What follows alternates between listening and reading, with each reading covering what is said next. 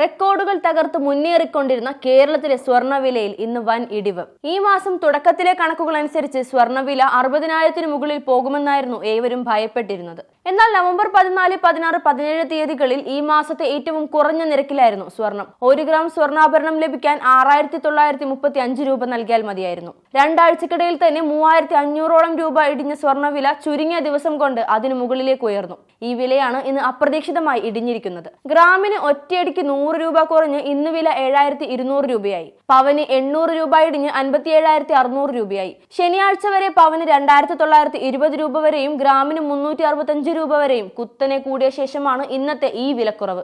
ആഭരണപ്രിയർക്കും വിശേഷ ആവശ്യങ്ങൾക്കും ആഭരണം വാങ്ങാൻ ആഗ്രഹിക്കുന്നവർക്ക് ആശ്വാസം നൽകിയിരിക്കുകയാണ് ഇന്നത്തെ ഈ കുറവ്.